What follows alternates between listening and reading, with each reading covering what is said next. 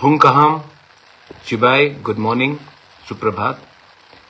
मैं बहुत दिन के बाद आपसे फेसबुक लाइव कर रहा हूँ। मुझे लगा कि इतना दिन हो चुका है और आप लोग ने बहुत लोगों ने मेरे तबीयत के बारे में फ़ोन किया है। जैसे आप देख सकते हैं कि मेरा तबीयत पहले से बहुत कमज़ोरी है, मेरा वज़न भी बहुत घटा है, वेट लॉस हुआ है।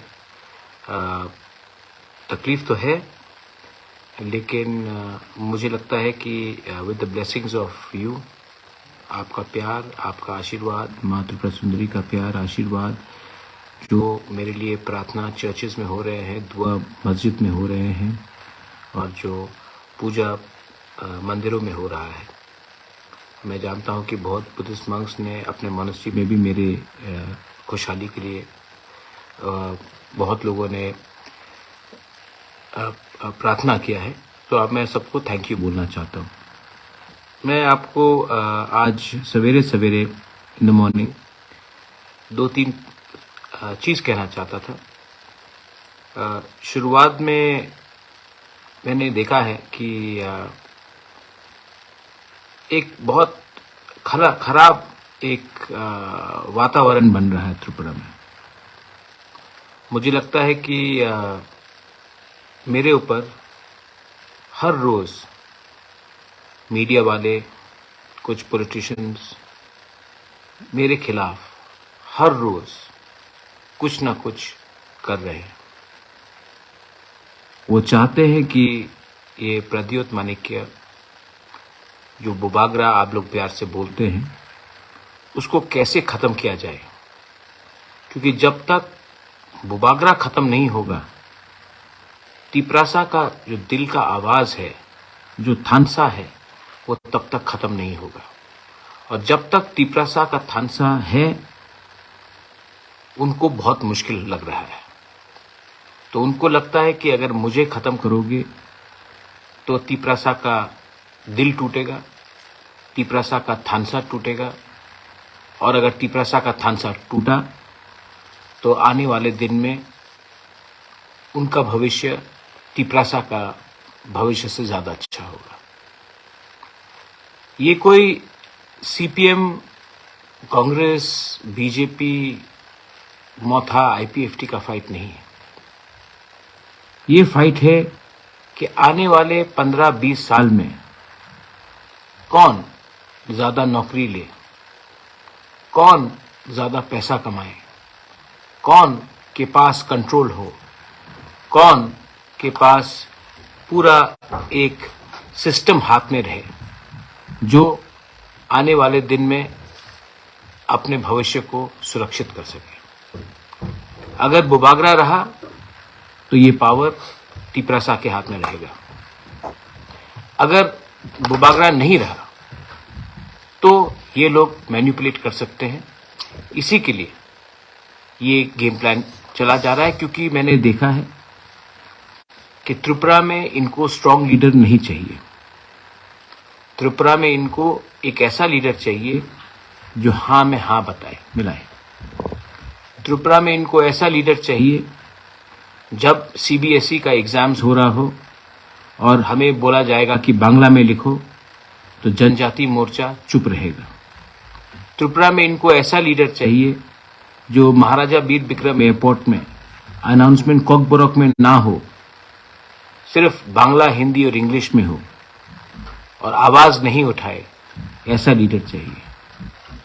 त्रिपुरा में इनको सिर्फ नमूना बनाकर म्यूजियम में एक तिप्रासा को दिखाना है, जो तिप्रासा के बारे में बात नहीं करेगा, लेकिन बोलेगा कि मैं तिप्रासा हूँ। इलेक्शन के टाइम आसाम के मुख्यमंत्री आए, हेमंत बिश्व शर्मा, उनसे बात होते रहता है मेरा, और उन्होंने कहा कि मैंने खुद सुना कि हम मैक्सिमम ऑटोनॉमी देना चाहते हैं। 3 महीना हो गया, किसी को मालूम है ये क्या है मैक्सिमम ऑटोनॉमी? इंटरलॉक्यूटर का बात हुआ, मुझे खुद हिंदुस्तान के होम मिनिस्टर अमित शाह ने बोला ये। उसके बाद दिल्ली में बोला, फोन में बोला, आसाम के मुख्यमंत्री हेमंत बिश्व शर्मा, उन्होंने खुद बोला, सिर्फ मुझे नहीं बोला, मेरे पूरे टीम को बोला। उसके बाद मेरे टीम में उस दिन ऋषिकेतु था, अनिमेश देव वर्मा था, विश्वजीत कोलॉय था, सीनियर लीडर्स थे, एमएलएस थे। उसके बाद भी मेवाड़ जमातिया था। इसके बाद भी मैंने नोटिफिकेशन देखा, मुझे बताया गया कि वो लोग आ रहे हैं। तब एक दिन मणिपुर में प्रॉब्लम, कभी कहीं में प्रॉब्लम, नोटिफिकेशन निकलता है, कैंसिल हो जाता है। तो अब मुझे लग रहा है कि ये सब किया जा रहा है क्योंकि ये लोग मेरा नाम खराब करने की कोशिश कर रहे हैं। ये चाहते हैं कि मुझे अपने लोगों से दूर किया जाए, मेरा नाम को खराब करके। सोशल मीडिया में मैंने देखा 300 करोड़ रुपया दिया मुझे बीजेपी के संग इलेक्शन में ये फाइट करने के लिए। मुझे पॉलिटिक्स में मैं आया हूं पैसा कमाने के लिए नहीं। मुझे पॉलिटिक्स में आकर पैसा कमाने का मन था भी नहीं, है भी नहीं, होगा भी नहीं। पहले से भगवान ने हमको बहुत दिया, लेकिन मैं पॉलिटिक्स में, राजनीति में आया अपने लोगों को कुछ देने के लिए। अगर खुद ही कुछ मिलना होता तो इलेक्शन के पहले तो बहुत अच्छा ऑफर आया था, मैं ले लेता, पोस्ट ले लेता, एमपी वो सब ले लेता। नहीं लिया मैंने। क्यों? क्योंकि मुझे लगा कि मैं 5 साल एमएलए, एमपी, मंत्री बन के क्या करूंगा। अपने लोगों को कुछ दे दिया तो नाम रहेगा। और ये लोग सोशल मीडिया में लिखते हैं कि 300 करोड़ आया, कोई बोलता है 50 करोड़ आया, कोई बोलता है 100 करोड़ आया। कितना लोग जानते हैं कि मैंने अपना घर बेच के ये इलेक्शन लड़ा? कितने लोग जानते हैं कि गरीब तिपरासा लोग, गरीब से गरीब तिपरासा लोग ने अपने घर से मुझे 500 रुपया, 20 रुपया, 1000 रुपया, 2000 रुपया, 100 रुपया निकाल कर डोनेट किया? कितना लोग जानते हैं कि आज भी मुझे मार्केट में 1 करोड़ 90 लाख रुपए का कर्जा निकालना है, क्योंकि आज भी लोग मुझे फोन कर रहे हैं कि पैसा दो। मैं खुद के बलबूते में मैंने ये सब किया। इतना करने के बाद भी बीमार हूं, ये बात सुनना पड़ता है।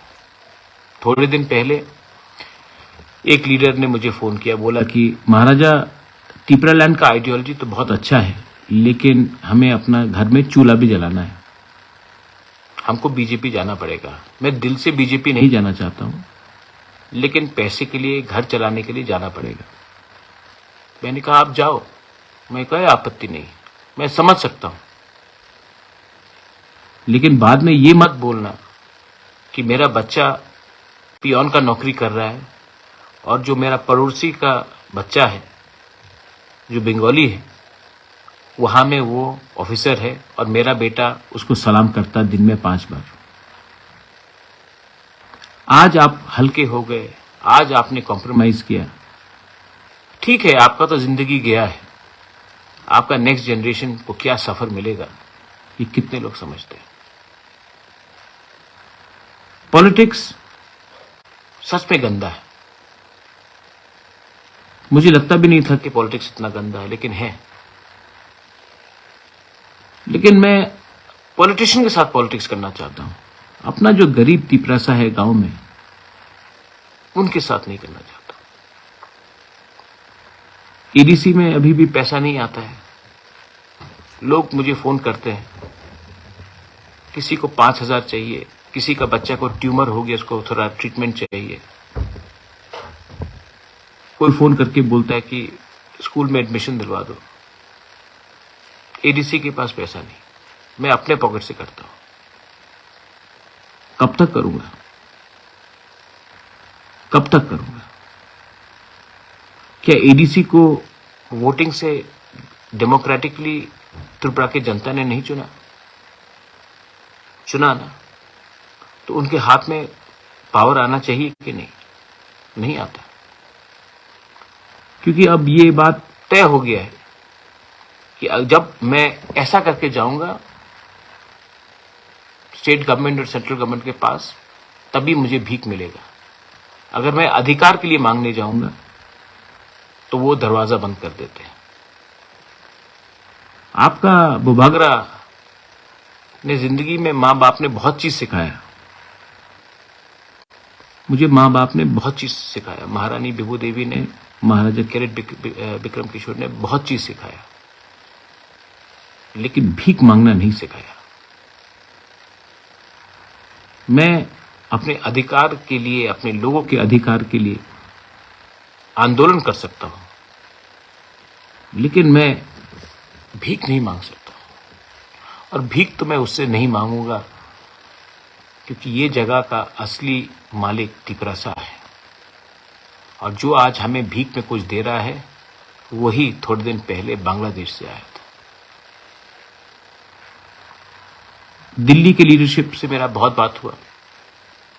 राहुल गांधी हो, प्रियंका गांधी हो, अमित भाई शाह हो, सीताराम येचुरी हो, मुझे तो लगता है सब ठीक है, सब समझते भी हैं। लेकिन जो अगरतला में लीडरशिप है, आप क्लियरली देख लीजिए, जनजाति मोर्चा में एक लीडर नहीं है जो कुछ बोल सकता है। जीएमपी में जितेंद्र चौधरी है। सब लोग बोलते कि मैंने अलायंस, ये बात बहुत इंपॉर्टेंट है, मैंने अलायंस सीपीएम का संग किया जितेंद्र चौधरी के खिलाफ कैंडिडेट नहीं देके। नहीं, जितेंद्र बाबू भी जानते हैं। मैंने जितेंद्र बाबू को के खिलाफ कैंडिडेट नहीं दिया क्योंकि मैं चाहता था कि असेंबली में 20 नहीं 21 तिपरासा एमएलएस हो।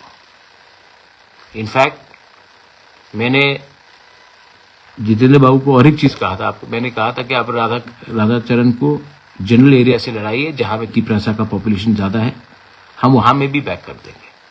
हम आपकी पार्टी को बैकिंग नहीं करेंगे, लेकिन आपके एमएलए जो हमारे जाति से है, हम उनको बैक करेंगे। तो सबने कहा क्यों? तो मैंने कहा शिवसेना तो एनडीए में था। जब प्रतिभा पाटिल कांग्रेस का राष्ट्रपति का उसका जब नाम आया, तो बाला साहब ठाकरे ने कहा पार्टी का ऐसी के तैसी, प्रतिभा पाटिल महाराष्ट्रन है, मैं मराठी मानुस हूं, मैं सपोर्ट करूंगा।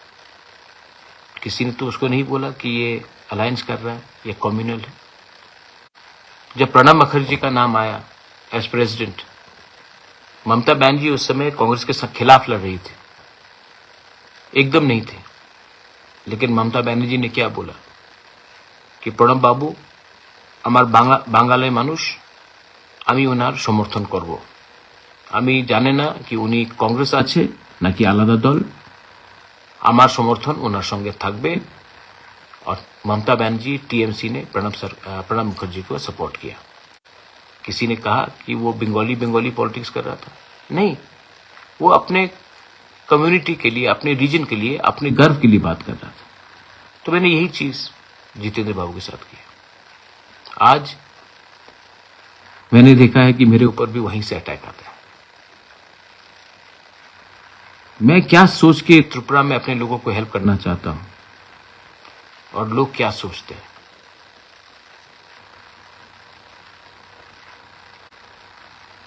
ये कल का बात है। बीजेपी का स्टेट प्लेनरी मीटिंग हुआ। वहां में उनके टॉप लीडर्स ने एक बात कहा कि अब से प्रद्योत माणिक्य को महाराजा ना बुलाया जाए,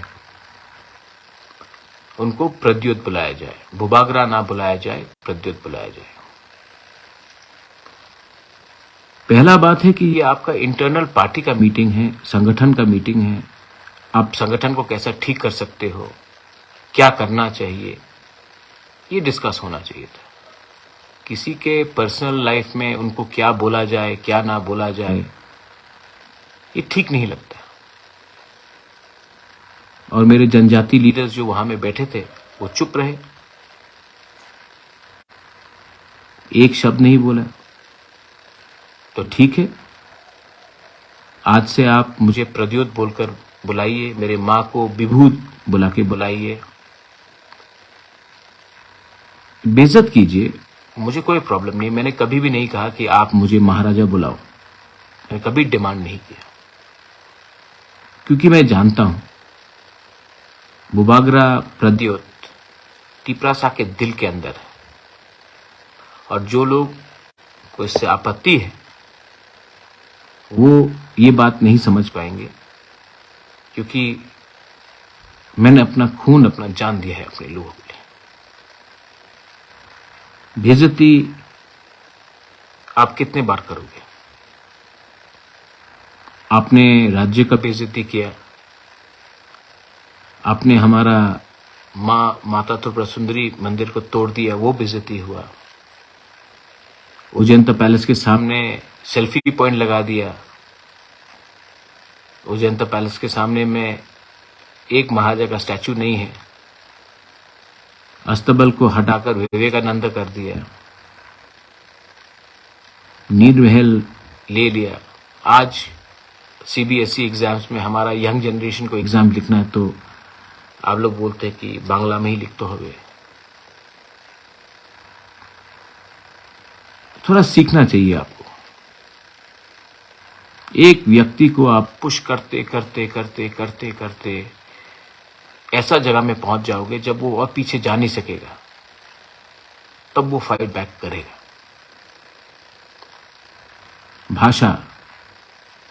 भाषा तो आप सबसे ज्यादा जानते हैं।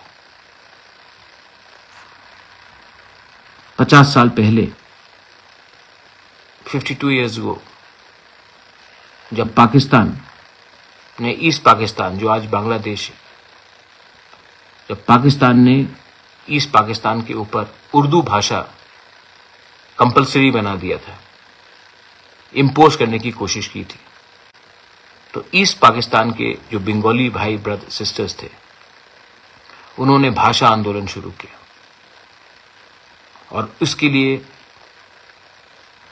पाकिस्तान दो टुकड़ा हुआ, एक बांग्लादेश हो गया भाषा के नाम में। आज आपके ऊपर वो अत्याचार हुआ था बांग्लादेश में पाकिस्तान से, आज वही अत्याचार हमारे ऊपर भी थोपा जा रहा है। ये क्या सही बात है? अगर कोकबोरोक में अनाउंसमेंट हो गया एयरपोर्ट में तो किसी का कुछ नुकसान होता है, रेलवे स्टेशन में तो हो रहा है। तो ये सब बात है, कोई हठात से नहीं उठता। इंटरव्यूलेटर आएगा, बात होगा।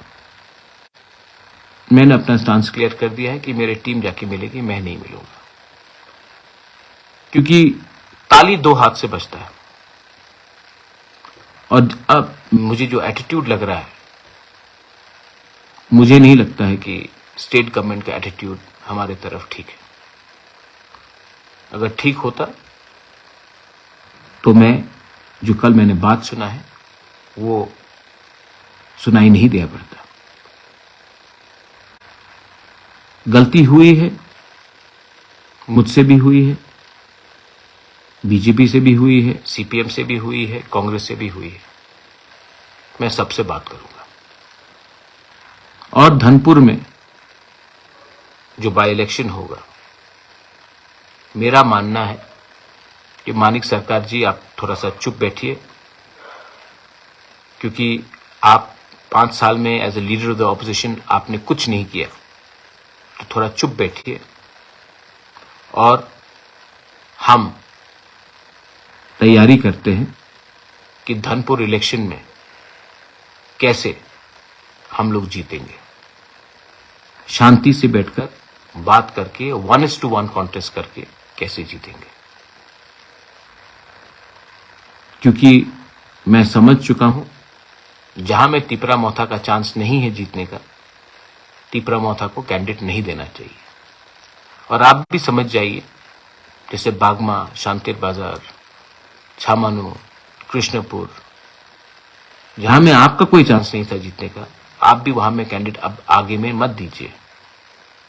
कॉन्टेस्ट को 1:1 कीजिए। लोकसभा भी सामने है। ऑपोजिशन को एक दूसरे से झगड़ कर कुछ नहीं मिलेगा।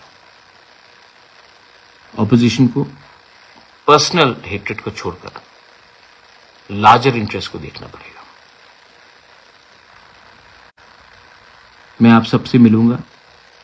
आज मुझे लगा कि मैं आपसे बात करूं, रीच आउट करूं। बहुत लोग बीजेपी में जाने की कोशिश कर रहे हैं क्योंकि उनको रेगा मिलेगा, उनको नौकरी मिलेगा। मैं आपको एक बात बोलना चाहता हूं, जिसको रेगा चाहिए, जिसको नौकरी चाहिए, जिसको टिकट चाहिए, आप लोग जाइए। मैं आपसे नाराज नहीं हूं। जाइए, रेगा लीजिए, नौकरी लीजिए, खुश रहिए अपने परिवार में, लेकिन आपके दिल के अंदर ना आप कभी खुश नहीं रहेंगे। और जो गवर्नमेंट अपने ही लोगों को बोलता है कि तुम अगर हमारे साथ नहीं आओगे तो तुमको रेगा नहीं मिलेगा, तुमको नौकरी नहीं मिलेगा, वो गवर्नमेंट नहीं है, वो दलाल है। पार्टी के नाम में नौकरी किसी को दिलवाना वो दलाली है।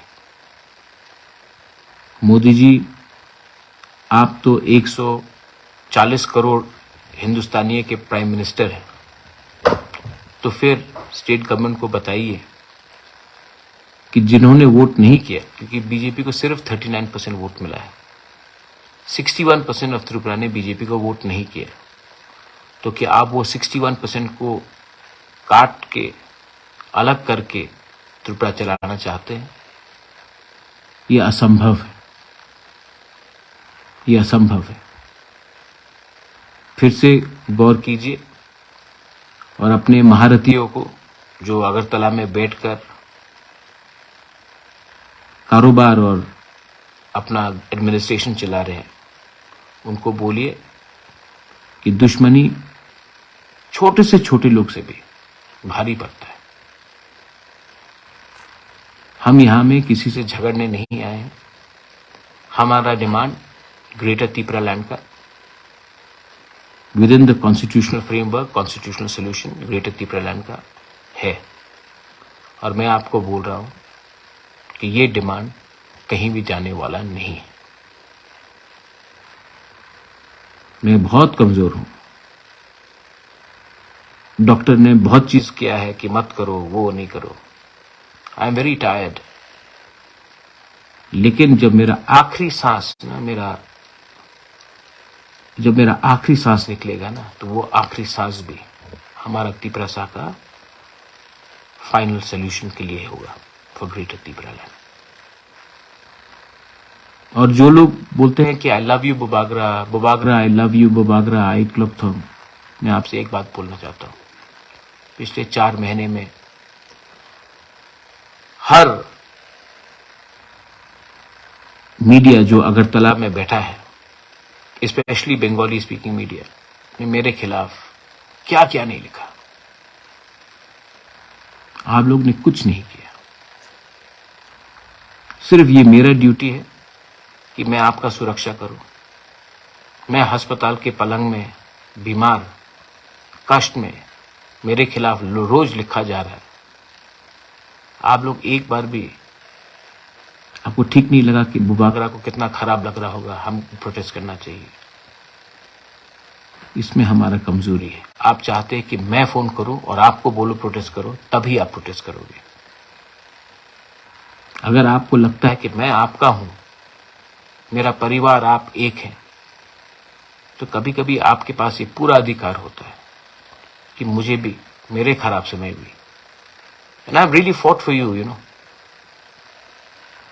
I've fought a lot for you. I've given up everything. Sometimes it is nice if you can also show the same amount of love that I have given you, reciprocated to me. छोड़ दीजिए।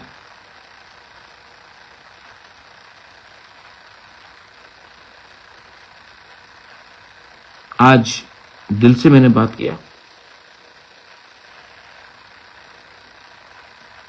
Tiger जिंदा है और जो tiger बीमार है ना, वो ज्यादा डेंजरस होता है। अब मैं देखूंगा, हमारे पास धनपुर का चांस है और लोकसभा का चांस है, और लोकसभा में तो एक ऐसा आदमी को भेजना है जो पार्लियामेंट को हिला दे। एक ऐसा आदमी को भेजना है जो पूरा लोकसभा देखे कि ये आदमी कहां से आया है कि इतना जानता है, क्योंकि मैं तो इस बार अब सब चीज दांवपेच में लगा दूंगा। हमारे लोगों को किसी ने नहीं सुना। टाइम तो आया है। आप लोग जो भी करो, बीजेपी, सीपीएम, कांग्रेस, जो भी करो, हमको कोई आपत्ति नहीं, लेकिन तिपरासा लोग, टाइम तो आया है कि सही बात उठाना पड़ेगा। टाइम तो आया है कि आज भी बॉर्डर के उस पार से कितने लोग आ रहे हैं त्रिपुरा में और 2-2 दिन के अंदर उनको राशन कार्ड मिला जा रहा है। टाइम तो आ गया है बोलने के लिए कि आपके पास पुलिस फोर्स है, लेकिन ड्रग्स तभी भी अंदर आते रहता है त्रिपुरा में। टाइम तो आ गया है कि इलेक्शन जीतने के लिए तिपरासा एरियाज में, एसटी सीट्स में किन लोगों को सेटल किया जा रहा है। ये सब बात आप लोग जानते हैं और अब मैं चुप नहीं बैठूंगा, लेकिन इस आंदोलन में आपको मेरा साथ देना पड़ेगा। I love all of you all. You been so nice to me. I love all of you all. To all my mothers and sisters, to all my warriors, to everyone. And I even love those who don't like me, जो मेरे Facebook में आके बोलता है interlocutor कहाँ गया, interlocutor कहाँ गया, इंटरलोकेटर कहाँ गया। ये सवाल आप जाके जिस दिन आ गया तो आप क्या करेंगे?